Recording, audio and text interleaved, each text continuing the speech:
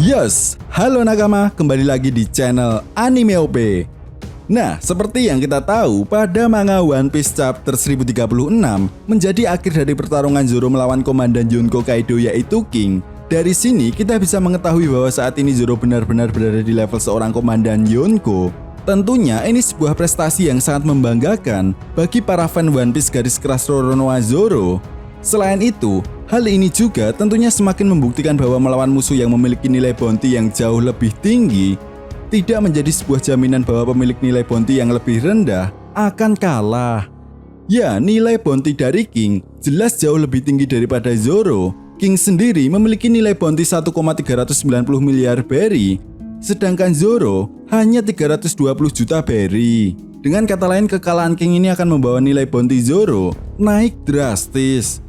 Jelas, hal ini juga akan membawa Zoro dan kelompok bajak laut topi jerami dalam sebuah masalah yang sangat besar. Pemerintah dunia dan angkatan laut tentunya tidak akan diam begitu saja. Ya, karena seperti yang kita tahu, semakin tinggi nilai bounty dari seorang bajak laut akan menjadi sebuah incaran atau target dari para bounty hunter dan tentunya pihak pemerintah dunia dan juga angkatan laut.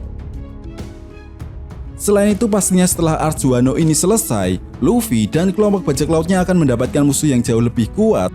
Karena arc Wano bukanlah arc terakhir dari petualangan kelompok bajak laut topi jerami, bukan? Dan satu hal lagi, impian Zoro untuk menjadi seorang pendekar pedang terkuat nomor 1 di dunia One Piece belumlah terwujud.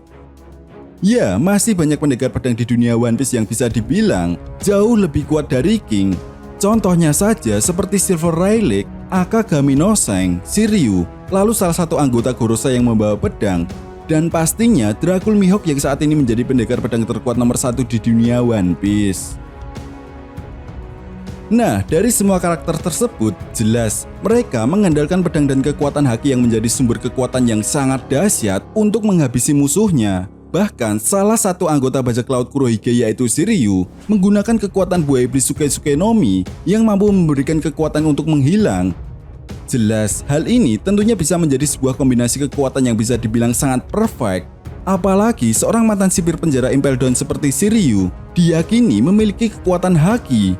Selain itu, Shiryu pun diyakini akan menjadi musuh terberat yang akan dihadapi oleh Zoro di masa depan.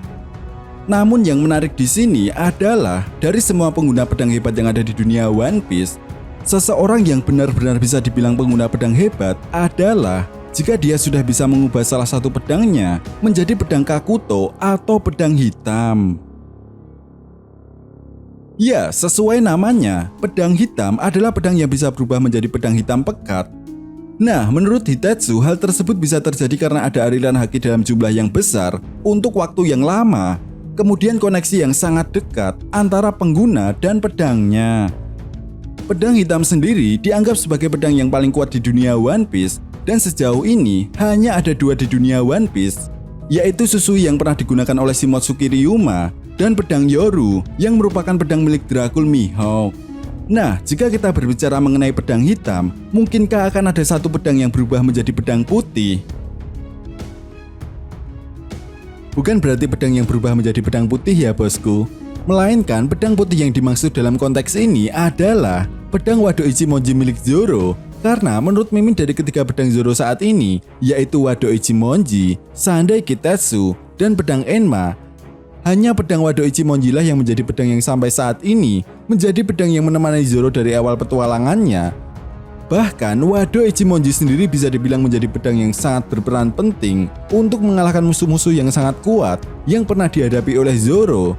Selain itu, yang paling menarik adalah kita semua telah melihat bagaimana pertarungan Zoro melawan Dracul Mihawk di awal-awal cerita One Piece. Ya, ketika itu satu-satunya pedang Zoro yang tidak hancur adalah Wado Ichimonji. Nah, artinya ada kemungkinan besar Wado Ichimonji akan menjadi pedang yang akan menemani Zoro sampai Zoro menjadi seorang pendekar pedang terkuat nomor 1 di dunia One Piece. Lalu, apakah mungkin Wado Ichimonji akan berubah menjadi pedang Kakuto atau pedang hitam? Jika iya, kenapa sampai saat ini Wado Ichimonji belum berubah menjadi pedang hitam? Padahal seperti yang kita tahu bahwa pedang Wado Ichimonji ini bisa dibilang pedang yang sudah sangat berumur. Nah, hal ini sendiri sebenarnya sudah dijelaskan pada manga One Piece chapter 1033, di mana dalam chapter ini, Shimotsuki Kozaburo mengatakan bahwa pedang Enma adalah pedang yang dianggap sebagai karya terbaiknya, namun dia justru meninggalkan pedang Enma tersebut di negeri Wano dan membawa Wado Ichimonji saat dia kabur dari negeri Wano 50 tahun yang lalu ke wilayah East Blue. Tapi sayangnya sampai saat ini masih menjadi misteri alasan kenapa Kozaburo memutuskan untuk meninggalkan Enma di negeri Wano. Tetapi yang jelas, Enma dan Wado Ichimonji adalah pedang yang dibuat oleh orang yang sama, yaitu Shimotsuki Kozaburo. Bisa dibayangkan bukan, Enma saja menjadi pedang yang mampu melukai Kaido, dan bisa dibilang efek atau special ability dari pedang Enma ini sudah diperlihatkan, yaitu mampu untuk menyerap haki dari penggunanya, lalu menjadikannya sebuah serangan dengan tebasan yang sangat mematikan. Lalu bagaimana dengan pedang Wado Ichimonji? Apakah ada sebuah special ability sama seperti halnya Enma? Sebenarnya masih sangat sulit untuk menjawab mengenai hal ini, tetapi pada intinya adalah ada sebuah alasan yang kuat kenapa kemudian Shimotsuki Kozaburo justru lebih memilih pedang Wado Ichimonji dalam pelariannya dan bukan pedang Enma. Logikanya sederhana sih, Wado Ichimonji jauh lebih dianggap spesial oleh Kozaburo daripada pedang Enma. Dengan kata lain, Wado Ichimonji dianggap sebagai kebalikan dari apa yang diyakini oleh Kozaburo sebagai pedang yang baik. Selain itu, Kozaburo juga memiliki prinsip bahwa pedang yang baik atau bagus adalah pedang yang mampu mencabut nyawa orang sebanyak-banyaknya. Karena itulah takdir dari sebuah pedang dibuat. Sedangkan Wado Ichimonji sulit untuk dikendalikan siapapun yang memilikinya, karena mereka tidak mampu mewujudkan takdir dari pedang Wado Ichimonji tersebut. Yang menarik di sini adalah Kuina dan Zoro sendiri terbukti mampu menaklukkannya. Bahkan saat digunakan oleh Kuina dan Zoro, Wado Ichimonji nampaknya tidak temperamental atau sulit untuk dikendalikan seperti yang diucapkan oleh Kozaburo. Ya, sebuah pedang yang sangat luar biasa yang dibuat oleh orang-orang yang memiliki prinsip bahwa pedang dibuat untuk mencabut nyawa orang, namun kemudian justru berakhir di tangan anaknya sendiri, yaitu Koshiro, yang memiliki prinsip yang berlawanan dengan sang ayah. Artinya ada kemungkinan Oda Sensei sudah mempersiapkan sesuatu untuk Wado Ichimonji. Dan seperti yang sudah Mimin jelaskan di awal tadi, menurut Kozaburo juga bahwa masing-masing pedang memiliki kepribadian atau karakteristik masing-masing. Namun sayangnya sampai sejauh ini kita belum bisa diperlihatkan seperti apa karakteristik dari pedang Wado Ichimonji. Padahal pedang ini adalah pedang yang paling lama digunakan oleh Zoro. Dan kemungkinan besar, Zoro pada akhirnya akan memahami apa yang diajarkan dan diucapkan oleh Koshiro tentang menjadi seorang ahli pedang terbaik, serta bagaimana Zoro menggunakan pedang Wado Ichimonji untuk menunjukkan apa yang dia sudah pelajari.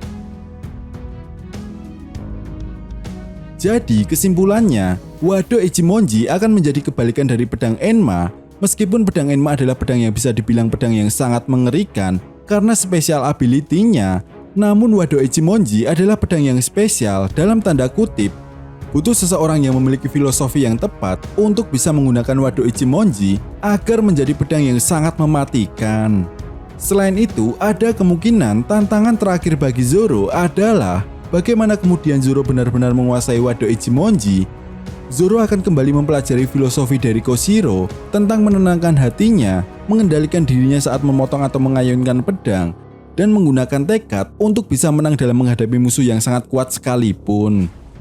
Kemudian pada akhirnya bukan pedang hitam yang akan muncul, melainkan aura putih yang menyala dari pedang Wado Ichimonji, sehingga membuatnya menjadi pedang putih pertama yang ada dalam cerita One Piece, di mana inilah yang menjadi kunci utama yang akan membawa Zoro untuk menjadi pendekar pedang terkuat nomor 1 di dunia One Piece.